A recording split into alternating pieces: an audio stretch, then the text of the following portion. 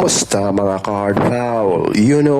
Draymond Green, pinuri nga si Shai Gilgeous-Alexander sa kabila nga ng batikos tungkol sa umano'y pagpa-flop nito. Pero kung bago ka pa sa ating channel mga card foul, ay huwag mo naman kalimutan na i-subscribe and click the notification bell para lagi kang updated. Let's go!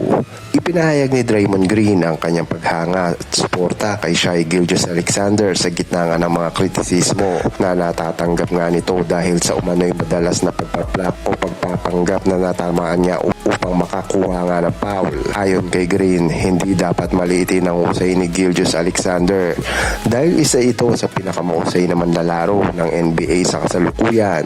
Binigyan diin niya ng malaking bahagi ng laro ni Shai ang kanyang kakayahang makapasok sa depensa at makakuha nga ng mga foul, at ito ay isang kasanayang natutunan at pinaghirapan. Hindi simpleng pag-arte lamang. Dagdag pa nga ni Green, ang mga batikos ay kadalasang bunga nga ng pagiging dominante ni Shai Gilgeous sa loob ng court.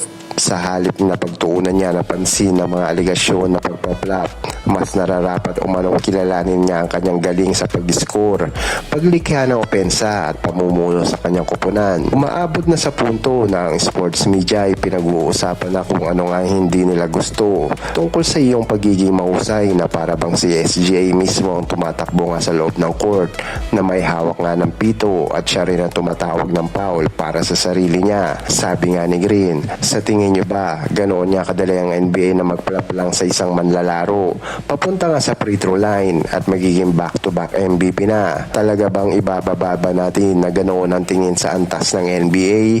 Sa pahayag nito, ipinagtanggol nga ni Draymond Green si Shai Gilgeous-Alexander laban sa mga nagsasabing tagumpay nito ay dahil lamang sa pagkuha nga ng foul. Ayon kay Green, hindi sapat ang simpleng pagpa-flop para maging MVP ng magkasunod na taon. Kailangan pa rin niya ng pambihirang talento, sipag at mataas na antas ng paglalaro upang makamit niya ito. Gayunpaman, may kinalaman man o wala ang kanyang mga free throw na patunayan ni Shai. Sa nakalipas nga ng 2 season na isa nga siya sa pinaka-epektibo at pinaka-produktibong manlalaro sa buong basketball. Sa mas malalim nga na paliwanag, ibig sabihin nito na kahit alisin pa nga ang usaping tungkol sa dami nga ng foul ng kanyang nakuha o mga free throw na kanyang tinatira, hindi makakaila ang husay nga ni Shai Gilgeous-Alexander sa loob ng huling 2 taon.